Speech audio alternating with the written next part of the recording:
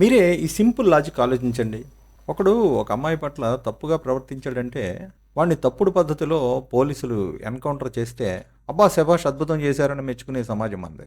మరి అలాంటిది కన్న కూతురు గురించి ఒక తండ్రి తాపత్రయపడితే, తన ఫ్యామిలీలో ఒక అమ్మాయి గురించి ప్రొటెక్టివ్‌గా ఉండాల్సిన తండ్రి వర్రీ అయితే, అతను మన దృష్టిలో చాలా పెద్ద విలన్ అయిపోతాడు. అయినా ఈ కాలంలో ప్రొటెక్టివ్‌నెస్ ఏంటండి? ఆడవాళ్ళని మనం కాపాడడం ఏంటి? వాళ్ళు ఎవరిష్టం వాళ్ళది. వాళ్ళు ఇండివిడ్యువల్స్. మన ఇష్టాయిష్టాలని వాళ్ళ మీద రుద్దకూడదు అంటూ ఉంటారు. ఓకే. అది ఆదర్శవంతమైన విషయమే.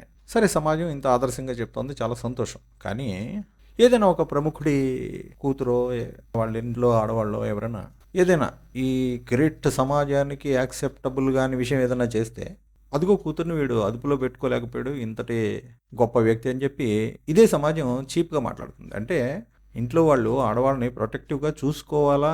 లేదా వాళ్ళ ఇష్టానికి వాళ్ళని వదిలేయాలా? అన్న విషయంలో సమాజానికే క్లారిటీ లేదు. సో, వీళ్ళు ఎటు కావాలంటే అటు మాట్లాడుతూ ఉంటారు. కాబట్టి ఇలాంటి సొసైటీలో ఉన్న మనం, మన కుటుంబం విషయం వచ్చినప్పుడు మనని మనం ప్రొటెక్ట్ చేసుకోవాలి తప్ప, సమాజానికి దాసోహం అనాల్సిన అవసరం లేదు. ఎందుకంటే అంత క్యారెక్టర్ సమాజంలో లేదు. సమాజం అన్నది అసూయతో మాట్లాడుతుంది, నిందలు వేస్తుంది, కష్టంలో ఉంటే సపోర్ట్ చేయదు.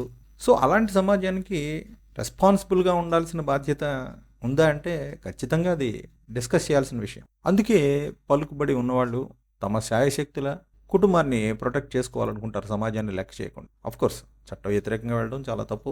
బట్ ఎనీవే, సమాజం వాళ్ళ కోణంలో కొంచెం కూడా ఆలోచించదు. ఫర్ ఎగ్జాంపుల్ ఇందులో శివాజీ క్యారెక్టర్ ఉందంటే, అతను ఒక పరమ దుర్మార్గుడు అన్న యాంగిల్‌లోనే చూస్తారు తప్ప, అటువైపు నుంచి ఒక సింగిల్ పాయింట్ కూడా కన్విన్సింగ్‌గా చూపించే ప్రయత్నం చేయరు. అలా బ్యాలెన్స్‌డ్‌గా తీసినప్పుడే ఏ సినిమా అయినా గొప్పదవుతుంది. అందుకే ఈ సినిమా మంచి సినిమాయే గానీ గొప్ప సినిమా కాదు.